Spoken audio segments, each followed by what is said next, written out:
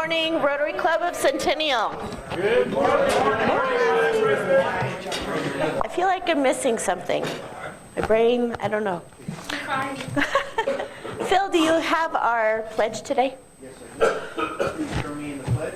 I pledge allegiance to the flag of the United States of America and to the republic for which it stands, one nation under God, indivisible, with liberty and justice for all. Mark Garfinkel, do you have our inspiration today? You can put your hand down, John.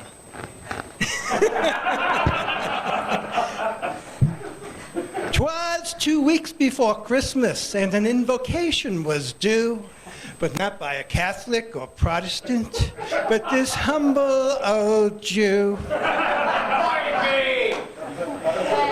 And as I struggled to find the words I would say for that most important of days, I thought perhaps I should give this to another, a Christian sister or brother. But then the words started flowing into my head. They wouldn't stop flowing, even in bed. And as I tossed and I turned, I began to write down my feelings for Christmas that I will share with you now. Very quickly approaching on my favorite holidays. Those of you who know me might think I speak of Hanukkah, but you'll be surprised to know I also speak of Christmas. You see, every year about this time I take a step back. I watch as people change before my eyes. I watch as entire communities go through this metamorphosis. It's like there's magic in the air. There's something about Christmas. There's something about Christmas when greedy people become givers. There's something about Christmas when mean people become caring. There's something about Christmas when people who normally don't have the time become volunteers. What is it, I ask myself, what is it about Christmas that makes me love it so much?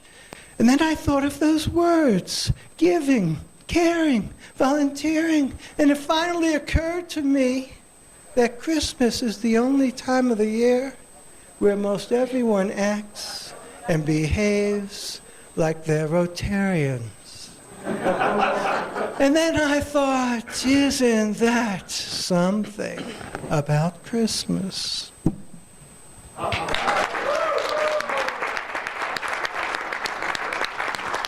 was awesome. Thank you, Mark. You can go ahead and please take your seats. Nobody wants to ever follow Mark.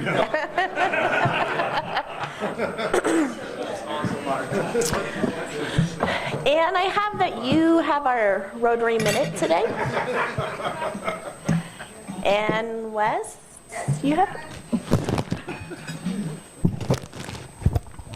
I volunteered for, which I never do, for the Rotary Moment because I was reading the December Rotarian magazine. And as you know, I travel. And when I travel, I go to places that I don't speak the language. So I don't go for a makeup meeting. But now when I go to Rome, I have no excuse because the Rotary Club of Rome International holds their meetings in English. So keep that in mind when you head to Italy. And it's mostly international diplomats. It's sort of the high people I don't feel like I belong, but who knows, I could be. Also corporate people. So keep that in mind as you head toward Italy, that the Rotary Club of Rome International is available in your language. Great. Thank you so much, Anne. It's always good to know. Business Minute, I have Tom Gross. Do you have that for us today? Okay. Just a quick business minute that's not about my business, but about Cherry Creek School District. Mentioned this in the past. So just wanted to mention two things about the district. They are facing a pretty serious financial issue next year, and the superintendent has said a $50 million shortfall. And where that all comes from is the state system for funding. which is, if you're aware of it at all, is very convoluted. And they determine how much money Cherry Creek School District can spend per pupil. And in the past, the district has been successful with bond issues, but for a number of reasons, that's coming to an end. So in any event, I bring that up because next year is going to be a pivotal year for the school district, as with most school districts, because funding's kind of, it's kind of hitting the fan, so to speak. So Cherry Creek has created a superintendent's budget task force. Randy Pye is on it, as are about 50 other people. And they are coming together to share ideas and brainstorm about how this can be handled. There's definitely changes coming to the school district. The question is, will they be manageable or will they be more severe? And of course, that affects everybody's property values in the future. So if anyone's interested in participating in this task force, just let me know. It's really important. Next year will be critical. And on a brighter note, February 4th, we're going to have a visitation at the Cherry Creek Innovations Academy. Our meeting will be held there. Has anyone been there yet? Yeah, it's an amazing facility. And the hospitality students are going to be serving us breakfast, making breakfast and serving us breakfast. So mark your calendar for that. That'd be a great opportunity. There will be more talk about school funding next year. So if you have friends, neighbors, anyone that's passionate about the school district, that'd be a great opportunity to invite them to come to the meeting. And when you listen to politicians, when they start talking about a mill levy, stabilization, school funding equalization, just know that's not necessarily a good thing for Cherry Creek, Littleton, Douglas County, because over 50% of the school districts in this state are now on a 4-day-a-week schedule for budget problems. So there's a real issue. The issue, though, is, are we going to lift those school districts up at the expense of the top school districts, which is what some people in the state would like to do. They won't say that, but that's what they would like to do. So Cherry Creek, Littleton, they're going to have to stand up for themselves, and there has to be a solution found, but it shouldn't be at the expense of school districts that are pursuing excellence. So in any event, keep it in mind for February 4th. Thank you. Great, thank you, Tom. What I love about this club is a lot of times people come up here for the business minute and it has nothing to do with their business. So that's kind of fun. Maybe one day I'll do one too. That's not about my business. So I want to thank you everyone for coming. I know the holidays are coming and people are going on vacation and a lot is going on, including in this club. We have so much going on. It's amazing. The things that we've been doing and the volunteers. I just really appreciate everyone that is doing all the different things and signing up. So today we have set up by John Bellum, and takedown we have Doug, Hannah, greeter, Ken. I saw you out there somewhere. Kind of, right? Mark, of course, that inspiration was phenomenal. Thank you so much for that. And Phil, I know that you were Phil, you were doing that instead of David Livingston, so thank you so much for filling in for him. Now we have a visiting Rotarian, I see, Ron, and Mark is going to introduce our visitor here. Ron Green is from the South Jeffco Rotary Club. John Peterson here gave a presentation to that club on Waterrico, and they were so excited about it that they did a fundraiser for us where his band went to a bar, and, well, I don't remember anything after that. But I was there, and his club was there, and they raised $1,300, and they matched it with DDF, and it ended up being like $7,000 total. So this club is like our brothers and sisters. They're terrific people. Hello. How many minutes are there? Okay. Thank you everyone for hosting me this morning, especially at such short notice. That was pretty awesome. Mark got the email a few days ago, and he was like, "Hey, come this week." So I appreciate it. We have a we have a unique opportunity this year to where we put together a global grant to build a school. Some of you might be like, well, Rotary doesn't build schools. Yes, they do. It's called the Simple School Global Grant. And they silently put it on the website last January. And so somehow we got wind of it very quickly and got on the process of planning to support one of our members, Marcelina Oti, who is from Gulu, Uganda. Marcelina immigrated to the United States decades ago, where she became she was kind of roped into becoming a Montessori school in a very, very low-income Montessori school, one of the first preschools in Denver that was built out of a crack house. And they converted it to the first Montessori school for low-income students. And she's grown that over the course of many years. All the while, she watched her own country and the town that she grew up in fall into ruin due to war and strife in that area. Gulu is in the Nile River Gateway, and they have a unique circumstance where they have attracted many, many refugees from the wars and strife. So within the town, I'm going to get moving here. Within the town, they have a high rate of poverty and of lack of education, and that's because not everyone can get to a school, can get to a public school. They're very exclusive, and the private schools are too expensive. So our plan is to build a Montessori schoolhouse for Montessori, for Mother Earth Montessori. It is a running preschool right now. They meet under a mango tree, right? So you can imagine it's with weather shifts and things that may make it a little bit difficult. They also have a huge problem with water sanitation. The groundwater is not okay, and the municipal water is not potable, right? So this is happening. You can see this child is at preschool. It is totally out in the open. They've built all of their own furniture, and the Montessori training for the school for the teachers has come from a center that trains in Uganda, the only center that trains in Montessori.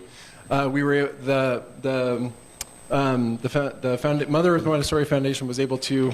That's not a true foundation. Was able to send 4 teachers to Uganda or to Kenya to be trained. So there they are, learning sanitation rituals and food preparation. It's all hands-on learning and relevant to their current situation. All of the Montessori materials, it's manipulative intensive. So where that costs a lot of money in our country because we tend to buy those things, they build it all, every manipulative. This is an example of balls that they've made out of banana leaves. They make those and then they sell them. So there's an economic component. They teach literacy for adults in the evenings with solar lights and on the weekends. This is Marcelina and her husband. Marcelina's in the middle. Her husband's on the far left. They just got back a couple weeks ago on another visit. She goes and picks up baskets there, brings them here, sells them, gives the money back to the school. This is an example of the manipulatives that they build. So all of these are letters that are cut by hand, and the boxes to organize things in the school. They take fabric and they wrap them around bottle caps to make placemats and pot holders. Those come back to the States. This is Marcelina with a big basket full of balls. The plan is to build a 3-room schoolhouse. The Simple Schools grant requires that there be a hygiene and sanitation portion of it. So part of the curriculum has to be, the build out has to include a bathroom and water sanitation. In this case, it's water filtration is a big part of it. So they'll have to do they'll have to drill a well and then build that training into the cycle of the curriculum. They've already started building the materials to build the school. So this is not a, hey, go in and with all foreign material. They are right now building and firing by hand the bricks for the walls of the school. It's an incredible project. It's an incredible group of people to work with. I will leave you with this. The big challenge here with the local population is that many of the people are ostracized. These are adults and then children of adults that are called killers. These are people that were abducted as children and forced to be child soldiers. The local population does not want these people in their community. So what do? This is the only high-level educational opportunity that these people will get. And it's being served to a rung and a population with the cultural recovery efforts that will help to repair and heal trauma that's rampant through the community. Mark. $80,000. Sold. So we need 15. We already have 10. So we're already on our way to do that. If there's anything that your club can do, we would love your help. Yes. What kind of sustainable financial support is going to be needed after this? That's awesome. This is a great question. The school itself runs off of a combination of tuition, low-cost tuition, and alternative currency. Alternative currency meaning if you can't pay, what else can you do? That is all alternative currency, right? These are people that are like, I can't pay I don't have extra money, but I can build bricks, right? Once the school is built, that's continued through a sustainable gardening and permaculture project that will produce food for on-site and the community to sell back to the community. They've already started taking compost because there's not a concept of compost in the town. So I have a nonprofit company here that teaches sustainability and holistic education practices. We train them how to rebuild the soil. They grow and then sell back to the community. They sell the balls. They also do job training at night and offer employment through the school. Yes, sir. What will the 80,000 will provide other than the housing? These are like chairs and desks.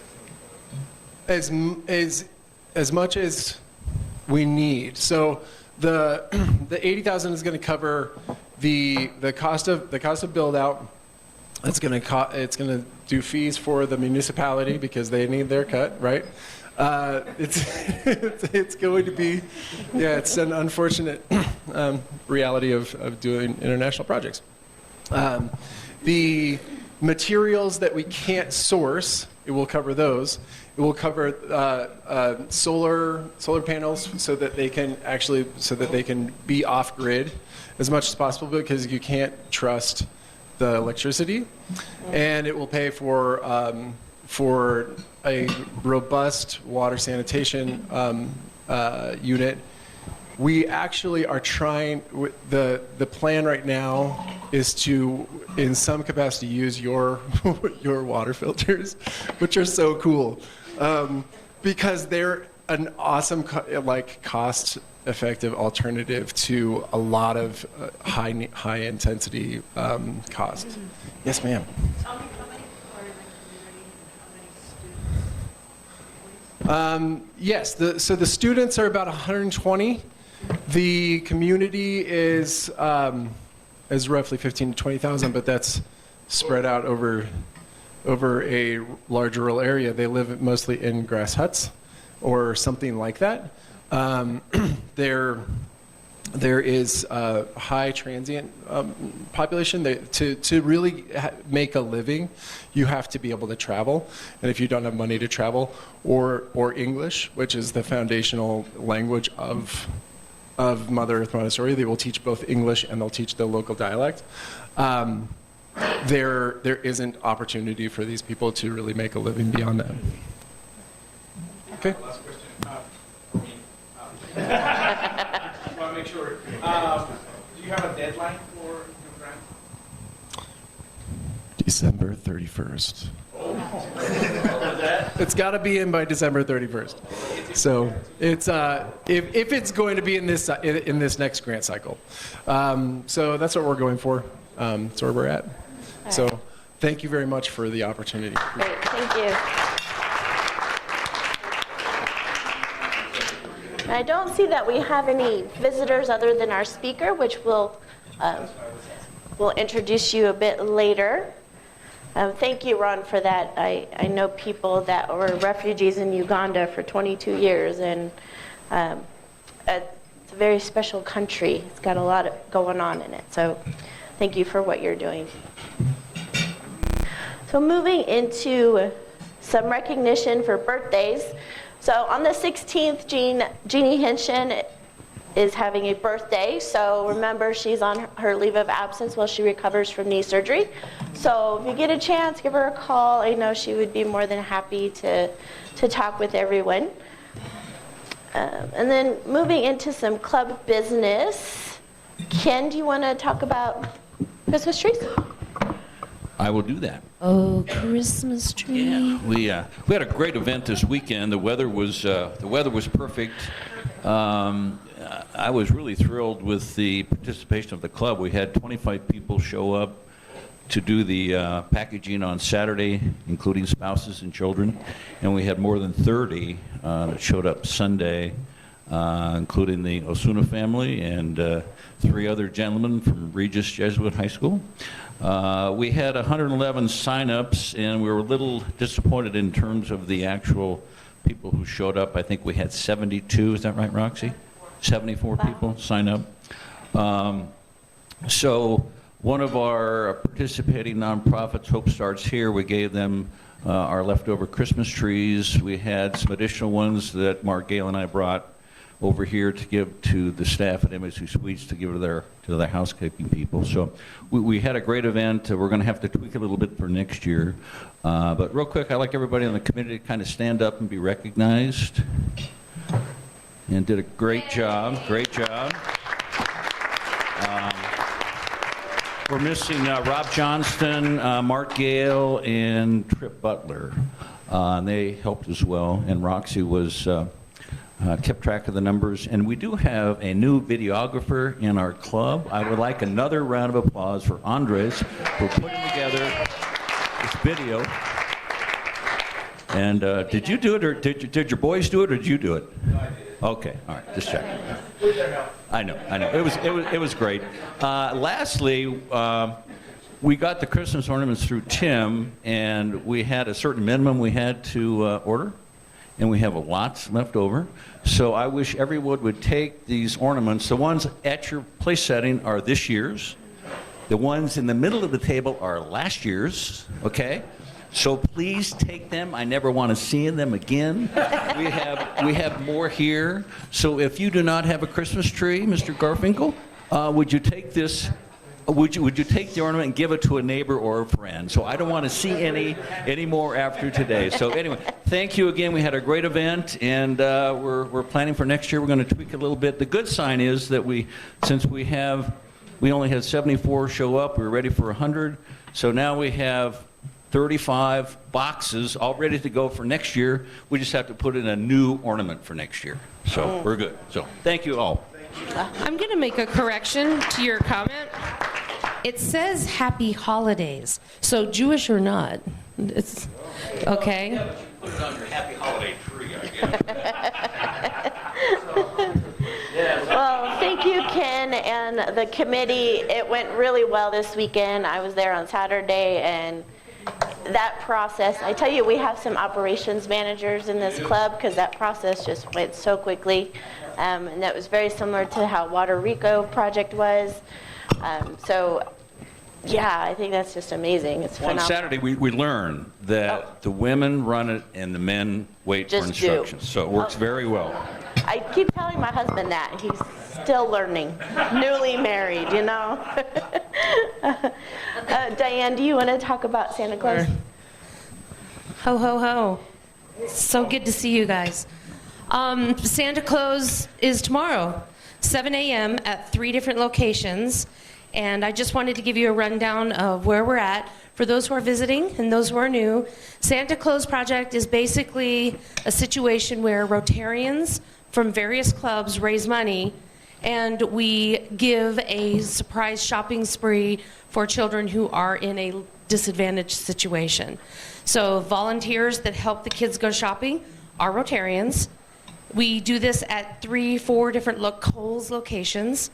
And so with the tax preferential treatment, plus the sales that they have, these kids really score a lot of stuff. So they're allowed to buy clothes, belts, shoes. We cut all the tags off. Parents are not allowed to go shopping. They're not allowed to dictate to these children what they're wishing for the holidays. So it's always been a very heartwarming event. It's very hard because some of these kids don't realize they have permission. So it's exciting, and I wanted to report back to you. We have 114 kids that we're supporting this year. At the Quebec store, Highlands Ranch has 20 volunteers coming. We have 15 volunteers going. Our millennials have 6 volunteers for a total of 41 volunteers, and there are 47 kids just for the Quebec store. The Arapahoe Crossing, Denver Tech Center has 25 volunteers. We have 12 volunteers going for a total of 37 volunteers with about 43 kids. Then, of course, there's Littleton. I'm really proud of them. The Littleton Club grabbed this project and ran with it. And they are partnering with the Highlands Ranch Sunrise Club. And they have, magical, when you make that noise, it's just supposed to happen. They have 35 volunteers and 31 kids. So that's huge. We've sent the right people to the right place, let me tell you. So I've done my best in trying to get people the location that they want. I'm going to just ask for the grace that if I've asked you to come to a different store than what you want, either switch with somebody or figure it out, because I can't make any more changes in the last minute. So I apologize if you didn't get your store, but I did the best I could. So for the Lone Tree Quebec store, the volunteers we have there are myself, Barb Medina, Karen Berry, Cheryl Sartain, John Berry, Diana, Mark Garfinkel, Tim Eunice, Deborah Gordon, Ann West, Ken and Cindy Ho, Roxy Hahn, and we had Anzela Phibb sign up to volunteer. And then for Arapahoe Crossing, Catherine Henshin is going to head up our club's representation for that. And then we have John Holzman, Tom Gross, Kathy Smith, Lori Overton, Paul Horiuchi, Samantha, John Peterson, Doug, Hannah, Charlie, and Mary Alice, and then Phil. So if I didn't rattle off your name, it means I didn't realize you're coming, but please do. We have a few more kids than volunteers, but that's okay. Sometimes the younger kids like to partner up a little bit, but we're going to have a great time. So if you have a Santa hat or a holiday hat, please bring it. If anybody has any questions? Yes, sir. What kind of training will we get on what we're supposed to do? So you're probably going to be partnered with a kid that's a boy, usually.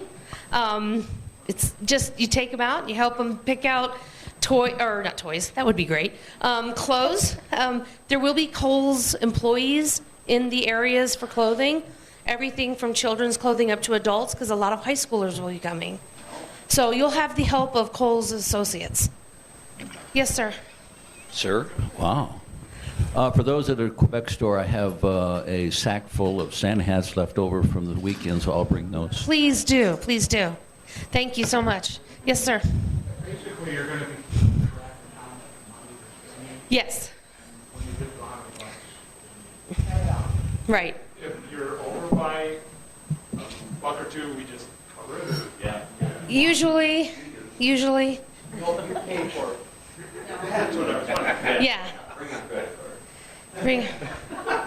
To be honest, several of us usually bring cash in our pocket to cover a few things.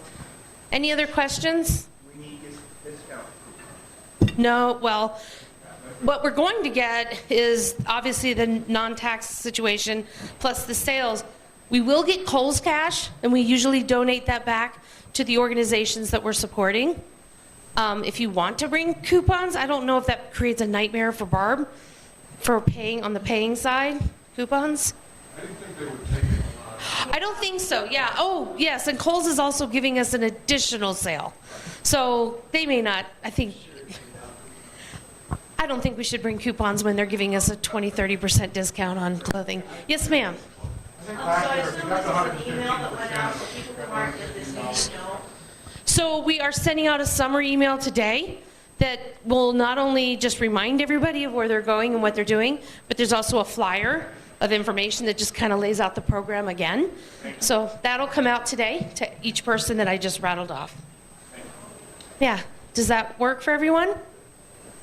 Okay, we have an extra $2,000 or $3,000 on the side that we are excited to help sponsor a program that Mr. Gross is heading up, where there's a pocket of children who are in just as destitute of a situation, who are not necessarily from a Christian background.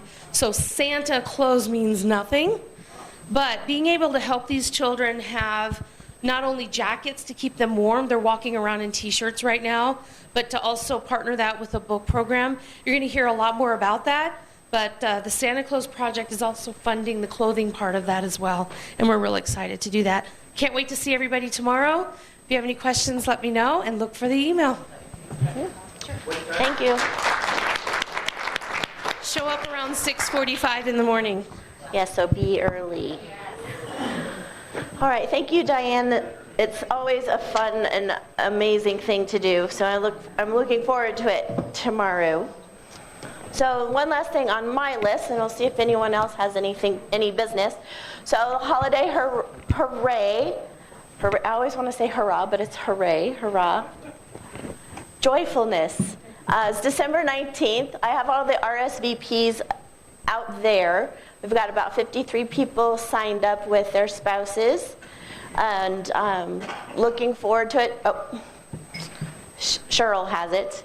So you can tell that my printer is not working. That's why I had to handwrite everything back on there. So, but if you want to go and you're not sure you've signed up, please check that. I will also be emailing that out to everybody to make sure that whoever wants to come is aware of what's going on.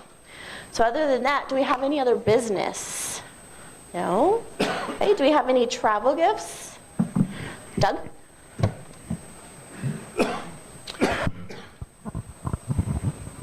I went to Indianapolis a couple of weeks ago to visit my daughter, and I told her that in advance there were two things I wanted to do, and one of them was to visit the Indianapolis 500 Museum, which I did, and it was really fun because we lived in Indianapolis in the early 60s, and it gave me an opportunity to see up close and personal the cars that were racing then. And I tried to find something to bring back, and I went to the gift shop and I found this very nice Indianapolis 500 memorial mug. So that's my gift. That's my travel gift. Great, thank you, Doug. Mary Alice? Charlie and I were gone for about 10 days, and we were in North Carolina visiting our daughter, who just moved there this year with her family. And so what we brought back was some local products. This one, all of them actually came from the town that's right next to theirs. And this one is Abby's Better Nut Butter, and it's honey almond. And the other one was, you can tell I'm a peanut butter fan. My last meal will be peanut butter. Chocolate sunflower butter. And then there's some strawberry jam. And they're all local products. Delicious. It's great. Do we have any other travel gifts? No? Okay. Make sure you get those over to Deb. She's already inundated with travel gifts, I hear, so looking forward to our auction. So for those that are not aware, travel gifts, the Rotarians that go out, they travel around and they bring back a gift that we then do at our auction, usually at the end of the year during our holiday party or something similar, and then that money goes to our foundation. So now we have Happy Bucks. Ann, I have you down as... That was last week. That was last week. Okay, Randy. It's me, and I missed that. Lucky for everyone, I was here last week and we didn't do Happy Bucks, so I expect everyone to be twice as happy. Twice as happy. Who did Blue Marble? I don't know. All right. It's in with the actual marbles. All right, well, I'll get it started because we want time for our speaker. I have 2 Happy Bucks. In this season of excess, I wanted to remind everyone that Amazon Smile has Centennial Rotary Foundation on their list of approved charities, the easiest way possible to send money back to the club. And second is, that was for this week. Last week's Happy Buck is that I wanted to thank the club for sponsoring my boy Eric and his time at Ryla. He didn't say so specifically, but he told me afterwards. And he had a pretty exciting summer. He said that was the best week of his summer. So he thoroughly enjoyed himself. Barb's breaking out the change. Not acceptable. All right. Are you passing, Barb? IOU. So I just went to Disney World. I left last Thursday and came back yesterday. I've never gone to Disney World without kids, and I didn't realize they served alcohol there. So I had a really fun trip, and my kids like to see me drunk. Did we find the IOU? Oh, Andres comes through again. Did you bring a pen? Okay. You would like one? All right, I'll bring it right over. Any others over here, this side? No? No happiness. All right. 2 times no happy? We have Grinch tables. Oh, I am not. Here, do you want your money or not? I'm doing a happy 5. I want to say that if anybody, and I don't care what age you are, you've got to go out to the Gaylord and go to ICE. It is hysterical. And make sure that you go, like right around 4 o'clock, you go in and you go in through the little ice thing. It even tells you how 6 guys come out and they orchestrate this and how they put the ice together and how they put the color in there. And it's absolutely fascinating. And then you put on these big, huge blue coats because it's 9 degrees in there. It's absolutely hysterical because we went with 2 other Rotarian families, and it was so fun because Dan said, okay, beat you to the top of the slide. So here we are running up, and you go down this slide that's ice. And if you don't get your jacket all the way under you, I'm going like this to try and get down the slide.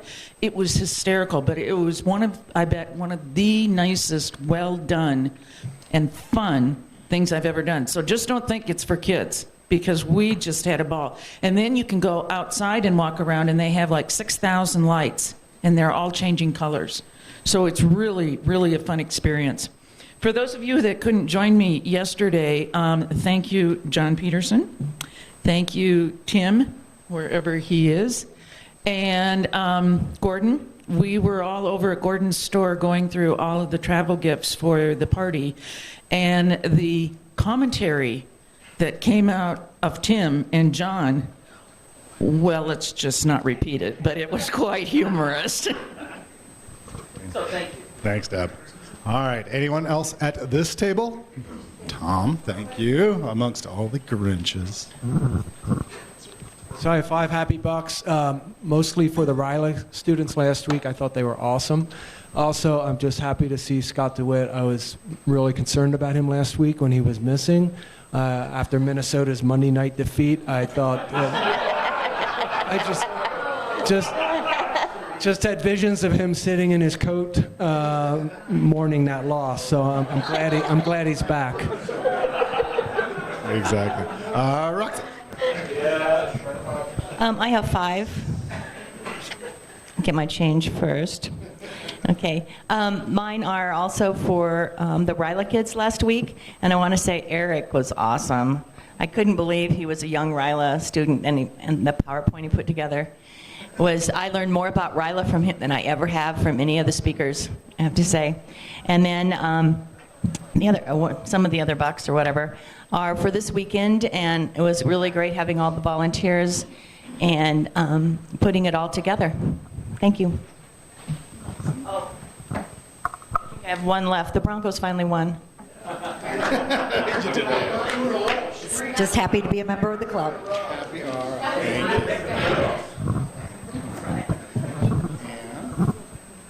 Last week I was going to give $1 for the Broncos and didn't do it.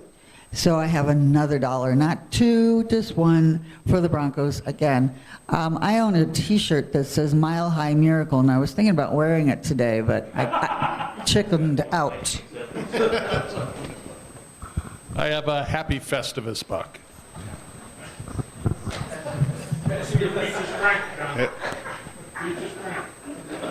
All right. Karen? I've got 2. One is to thank the Christmas Tree Committee for all the work that they did and all the volunteers that showed up. It was a lot of fun both days, and especially the lunch that Roxy and I went to at Perfect Landing after delivering the Christmas trees, and we didn't get to watch the Bronco game. So next year, if there's a Bronco game, we need to bring a TV so we can watch while we're giving out trees. I don't know. The second one is a thank you to Mary Alice for organizing the Parker Christmas event that we went to on Sunday afternoon. It was a lot of fun. This is a happy buck to thank Ken for the amazing job he did and does every year in putting the whole Christmas tree giveaway together. The job he does is, I think, just absolutely amazing. My first happy buck is for my friend John here. If you take a look at that AV table, this man spent hours, literally hours this weekend putting it together. So it's nice and streamlined for us. So that's for John. The second one is, I've been able to go off on medication this last 2 weeks because the Broncos won. And the third one is, Mark, you outdid yourself. That inspiration was wonderful. John, always giving with his time and money. Want to thank Paul. He's put together a breakfast meeting or coffee meeting with Tom Buck on the 16th of December at 8 o'clock at Heritage Eagle Bend. So anybody that hasn't signed up for it or want to go, we have quite a few people coming, and we're just going to kind of have a farewell and a best wishes to a really great Rotarian. Great idea. All right. Mr. Hope. That's $1 for the great event this weekend and the club's participation, the committee's participation. Thank you again. My $1's also for Ken, because I think a lot of you don't know exactly how much work he puts into this. He has schlepped, Mark, that's your word, so many trees, so many places, back and forth, and boxes and everything. So it's just an amazing amount of effort he's put into this. I thought Gail said he did all that. All right, you guys are not on board with the this week, last week thing. Come on, guys. Mr. Pye. I am. I knew I could count. I have 5. One is for Mark and making me feel like we were with a 75-year-old rabbi this morning. It was amazing, absolutely amazing. It helped to have the beer, truly. Another one to Mary Alice for the Parker concert this weekend. That was great fun. Really enjoyed that. Ken for the Christmas tree giveaway. Always, I unfortunately couldn't participate because of my surgery on my back. But I guess you put the signs out correctly, although we didn't have everybody show up. I question that now. She told me you did, so we'll go with that. You're welcome. And for Kent, for Ryla last week, we didn't get a chance to thank you for that and everything you do for that. And lastly is one for Diane. A number of years ago when Diane started this Santa Claus, we said to her, you know, this would be a great project if the entire district was doing it. And Diane is slowly making that happen. I'm really appreciative for all the work you're doing on that. So thank you. I also have $5. The first one is for last week, since we didn't have a chance to do it. Great presentations by Rachel and Eric. And for the committee that interviews those kids that go to Ryla, really great job. The young lady that was here from Aurora, she was outstanding based on her circumstances that we could gather from her speech. So that was awesome. The second one's for Ken and the committee on the Christmas trees, but definitely, as Mary Ellie says, all the work that Ken puts into getting all the trees from the different nurseries and things like that was awesome. Great project. The third one for the kids that accompanied us, my kids' friends. We took them for lunch after, and they told me, when's the next project? So they really enjoyed it. It was really good. And then one for the Broncos, because they're won, and one for Duke. Okay, I have 2. One for Ken. Ken did a great job, and yes, the signs were put up correctly. I saw. No, even the yard signs were put up correctly. And the second one is an NFL buck. Broncos won. Great. My favorite AFC team. But my 49ers won. And it has to be a record, 48-46. It's just amazing. What a shootout that was. I wish I could have seen it. All right. I have 3. One is for all the schlepping that Ken did of all those Hanukkah bushes. And I have one for Diane. Thanks so much for I know what you put into that, so thank you for that. And then it's great to have Ron Green here, and I think your project's going to be fantastic. So I have this week, last week as well. So as Tom said, I was absent last week, not because I was wallowing in mourning over the terrible Vikings game. No, we had a sick kid. Although my wife and I, we were kind of going back and forth on who's going to stay home in the morning, who's going to come home in the afternoon. I wanted to try to be here so I could actually show my face and show I'm not a coward. So Vikings did lose, and then I have another $1 for Mark. That was very, very enjoyable to see. Thank you. I just want everyone to know that I schlep too, and I'm not Jewish, so I just want to support you in that. Number 1 is my son Michael. 18 years old, cool dude. Of course, I'm going to say that. We showed up to do the water project, but everyone was so efficient, we really didn't have much to do. And he made a comment that if anybody has a need for me to come and do labor for projects, just let me know. Just saying. So he's gung-ho for whatever projects we need his help with. Rachel, for Ryla, you have no idea how horrible her anxiety is, and for her to step up and talk about it, it did change her life. And so we're very grateful to the club. I'm thankful to Santa Claus for all the people who are volunteering. Guys, we have over 100 volunteers, and we're helping 120 kids. That's, getting emotional. Next Tuesday I'm going to miss because I'm having a knee replacement surgery. So I'll be gone for the next 3 weeks or so. So I won't get to come and get excited about the project afterwards. So I just want to say thanks ahead of time for everybody participating. And then my last is for you visiting us and for our guest speaker. See, Ron has money out. We love guests to bring cash.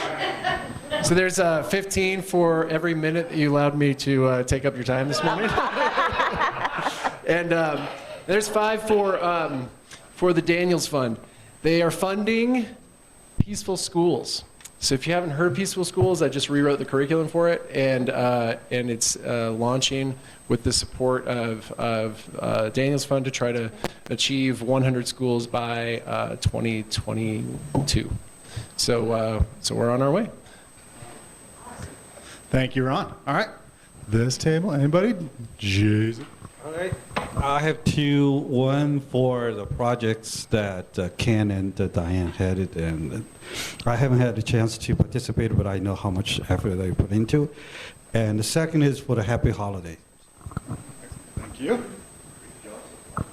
I just, Mark's invocation reminded us of what we have to be thankful for and grateful, both with the holidays of Thanksgiving and Christmas and Hanukkah and any other holidays around the area here. And I'm just thankful that we got back just 2 days ago from Maui.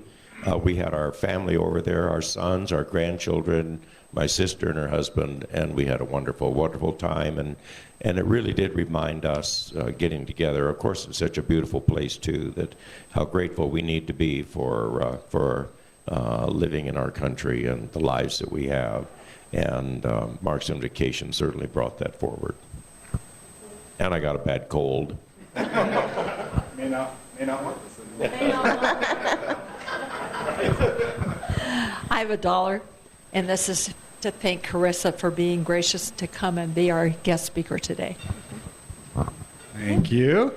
Madam All right, President. and I have an IOU, and wow, it really is all that needs to be said because you guys are awesome. You do so much, and you're so caring and giving, and I'm just blessed to be part of this group. So thank you for all that you do.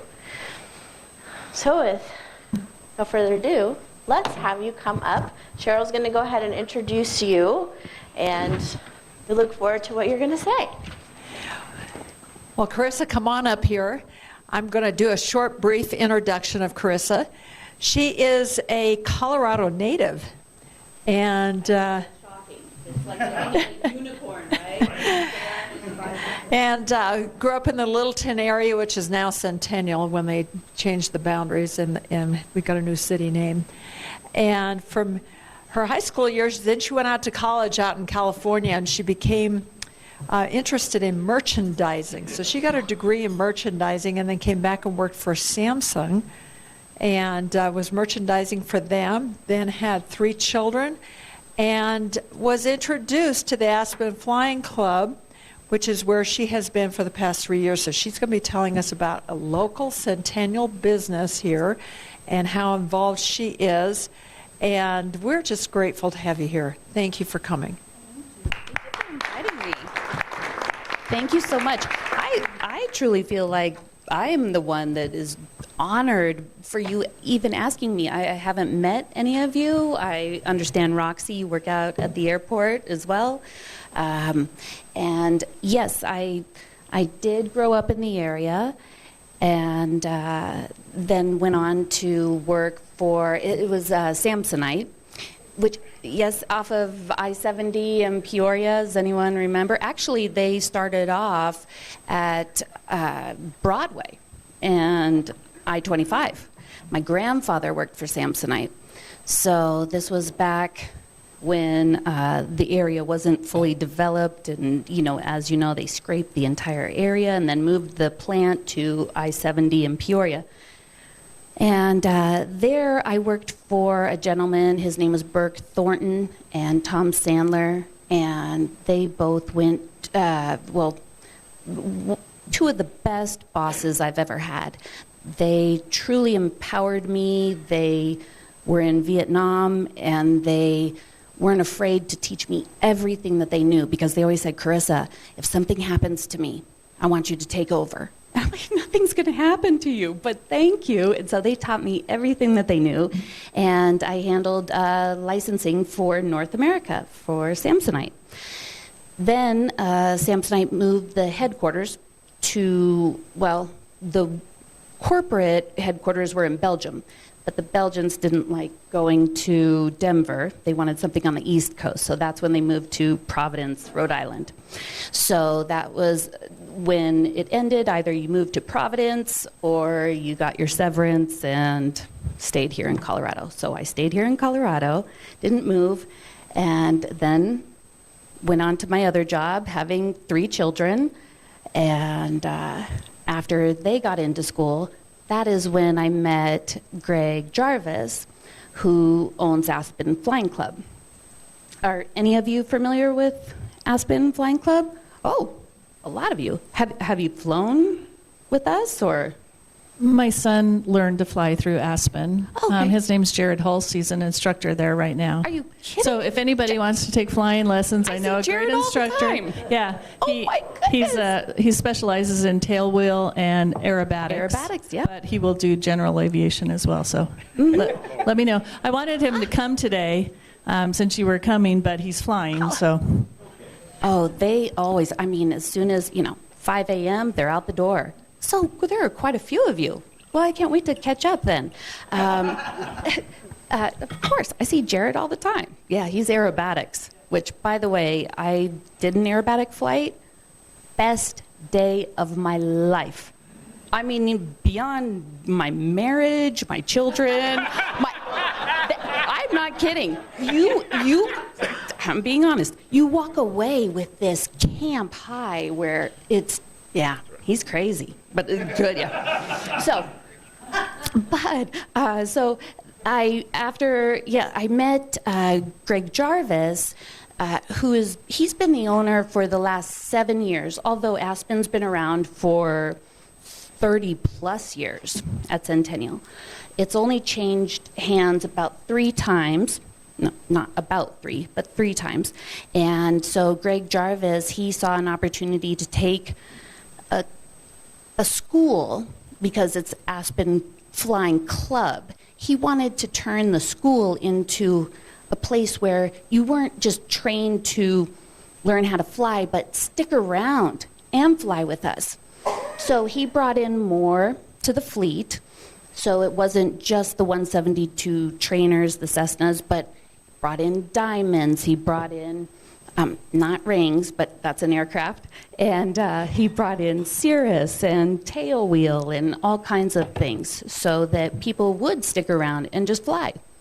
And which is interesting because there are people that just come in every single week to fly. It's their church. It's their gym. They just fly every week. Their jam, yeah. So, but that is, I met him through our kiddos, but I did have to earn my way. I didn't want to get the job, which, by the way, I started out at the front desk, dispatch, and worked there for about 1.5 years.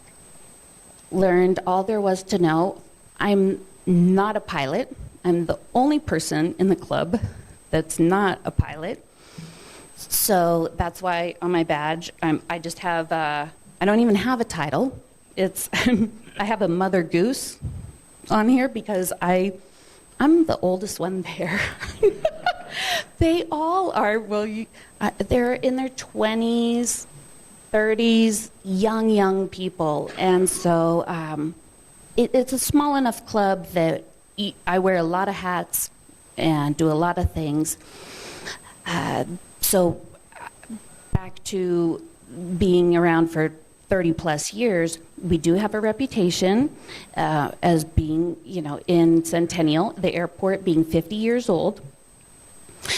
Greg has gone on to open up 5 other locations. So we have 3 in Colorado, 1 in Oregon, and 1 in California.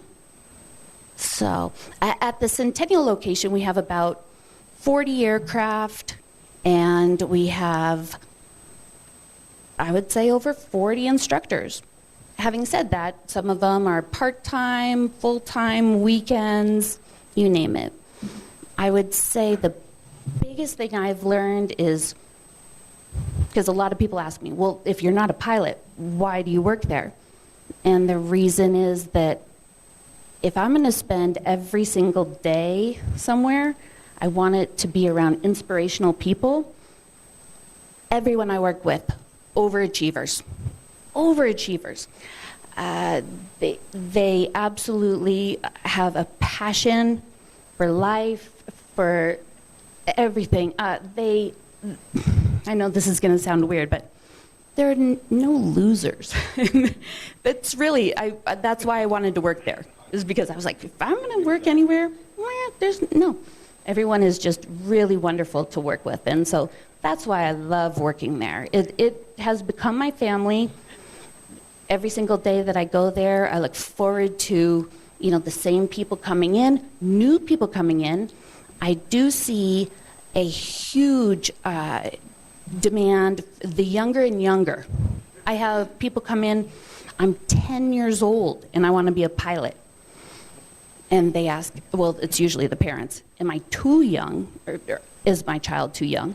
No, it's just like anything else. They want to get going early, just like with sports or theater, anything. Aviation is the same thing. They just start super young. But you're never too old either, so think about that. I would say the two demographics, most common, either they're really young and mom and dad are paying for it, or I wanted to get my license and I never did and I don't want to have any regrets. So it's people that are, after their kiddos are in college. So those are the two demographics, you're right, that I usually see. And we have people flying with us that are in their 80s and 90s, so. Yes, sir. I think I'm close to understanding whatever you're talking about, but I'm kind of lost. So it's called the Aspen Flying Club, and this organization owns 40 planes, and there's a bunch of people who come and like to fly, and they also offer classes, but what is the club? What are you really talking about? No, yeah. And so I can understand where the word club is a little, you don't, what does that mean? It's because we're both a school teaching people how to fly. The club part of it is just, you don't have to be in training. People come in all the time and just hang out. Half the time I'm like, oh, hi, what are you flying today? And they're, no, I'm not flying. I'm just... Jack Daniels and Coke. So, no, but it is, just a group of aviators. So I suggested something, and I'm curious, is it really true that the club itself, this organization, owns planes, or are the members, they happen to own some planes, and so everybody kind of says, oh, well, we own them, even though actually they own them? No, that's a good question. So Aspen Flying Club does own some of the aircraft, but there are some members that own aircraft and lease it back, just as though, if you have a cabin in the mountains and you're not using it all the time. So why not make some money off of it when you're not using it? So there are members that lease their aircraft back. You also rent aircraft. Yes, sir. They rent aircraft. Yes. Yes. Have you ever hosted social events? Oh, all the time. Yes. What are you getting at? I'm getting at how many people can you accommodate for a social event? Oh. Well, I don't need to necessarily go flying, but just as to be in the environment. So we have we have a classroom, and that holds about 40 people. But I welcome all of you to come out at any point in time. We're open 7 days a week, 8 to 5. Pop in and just say hi to me. I'll tour you around the place. You can see, the space that we have. So we are a part of Denver Air Connection, so it's not just our space. you can overflow. We've had weddings there, but they rent the space, yeah. And it's not that much, it's like 200. I know. Well, every time, and that's another thing I just want to mention. We are general aviation. We're not talking about jets or the big, aircraft. We're small aircraft. So anytime you see a small aircraft, that's us. Mm-hmm. So four-seater, having said that, no more than 3 people go in it, just because of weight and balance. Yeah. Yes. Do you do anything with the new charter school out there? I'm sorry. Oh. Do you do anything with the new charter school at the airport? Oh, goodness. So I am so passionate about that because my son is 10 years old, and he wanted to go to the school. So if you're not familiar with the question, it's a new school just for aviation. It's a middle school. Is that what you're talking about? Yes. Yes, Colorado Skies Academy. I got involved. I had never realized how hard that is to get a school up off the ground. I mean, they really, every meeting, every policy, all of that, I'm so proud of them. My son decided not to go there. It was a lottery. It was only because he wanted to stick with his same friends that he's been going to school with since kindergarten. But I definitely know all of them over there and support them fully. It gets younger and younger and younger, the kiddos that want to start in aviation. Yes. Are you doing anything with the electric aircraft company that's out there building the prototypes? Yes. As a matter of fact, we have, I don't know how many, but Greg, so what he's talking about is same with cars, right? Everything's going to electric. Boogie, woogie, woogie. No, sorry. But yes, so we do have a buy on, thank you. I know that. But yes, so definitely we have a pre-order because they aren't developed yet. Well, as far as they're not on the market, but we have a pre-buy on them, and that definitely is the future. And that with Bye Aerospace, BYE, George Bye. Yeah, he gave a presentation here. Oh, he did? Oh, that's wonderful. Yeah. Yes. What's the youngest that you accept there for like flight school? Oh, so as young, there is no age minimum. It's just for the school that we have. You have to be 15 to be in our classroom. You have to be 16 in order to solo, and then at 17 years old, you can get your private pilot's license. And we do see a lot of kids, they get their private pilot's license before they get their driver's license all the time. Yeah. Yeah, my son could fly a plane by himself before he could drive by himself. Yes, it's yeah, crazy. So.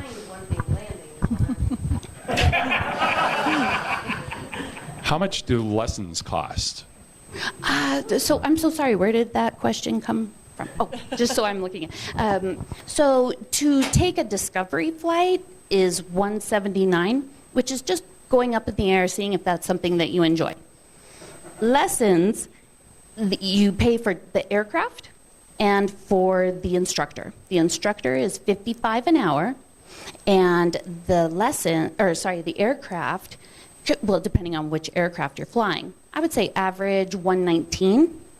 But what I think you're getting at is how much does it cost to get your private pilot's license? Yes. No. I'll answer that because it's. I'm not making this up. I'm not a car salesman. I mean, it's on our website. But I average $11,000. Yeah. Depending on where you go. I mean, you could go to Embry-Riddle, and it'll cost you $60,000. But yeah. So I think to answer your question, the way the club works is you become a member of the club and you pay a monthly dues. I'm not sure how much it is now. 35. a month. And with that, you have access to the instructors and you have access to the planes. So that's why a lot of older people who maybe like flying, maybe they have their pilot's license, but they can't afford a plane, they'll join the club because then they have access to the fleet of planes. So if they want to go up and, fly for the afternoon, they, you can check out certain planes. And so that's how it kind of works. So if you, want to learn, and it's really, it's not prohibitive because it's not like if you just want to do it for fun and something you've always wanted to do, you could. I think Jared started out just taking one lesson a month. So, you think maybe $300 a month to learn how to fly. If you wanted to kind of do it over time, but if you want to do it a crash course, then yeah, it'd be more expensive. Non-crash course. Hey, John, those hourly rates on the aircraft there, those are wet rates, so that includes fuel. Okay. And you only pay for the time that the plane is in the air. So sometimes your lesson might be 3 hours because you're doing ground school stuff with the instructor. So you're paying the instructor for 3 hours, but the plane you might only pay for 1 hour of the plane time. So. Well, it's engine on to engine off, not when it's in the air. Hobbs, I should have the two of you doing this presentation.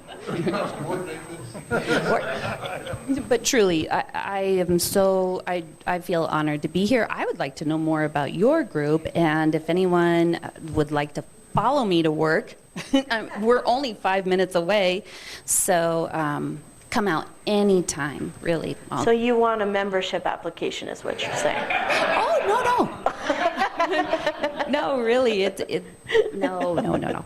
Just come on out, we'll hang out. No, we're asking you to become a member. Oh, I see. And I was like, I'm not. No. Do we have any other questions? Thank you so much. Thank you so much. Thank you. And I did bring some goodies and pamphlets and all that, fabulous. which I just haven't put out, but I'll do that right now. And again, I know a really good instructor if anybody's interested. So you're not finished yet. And first of all, I have to say that I kind of botched something. I forgot to print out, but I'll show you what we do. This is not your name, but so for every speaker, what we do is we take a book plate and we put your name on it, and we sponsor a library with Field Elementary, and that book plate then goes into that book, and then every time a child reads a book, it just shows that you were part of this club and that we donated, and so it's a way to honor you. So we will be having one that has your name. I'll actually send it to you via email, so you have it. But in every quarter, we will send them out to the elementary school. So, and then we have one last thing for you. We have our blue marble. So this is our raffle that we do, and it is your job to pick the winning ticket. Yes, I agree with you on the Gaylord. I was there yesterday. Yes. Amazing.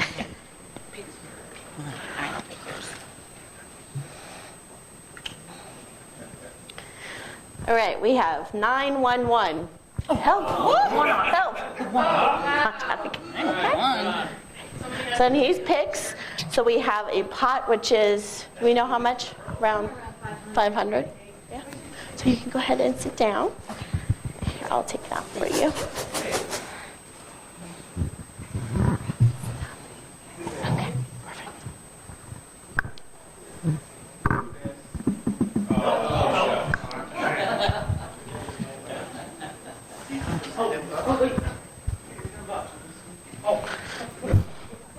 Yeah, come on, you have to have at least lunch.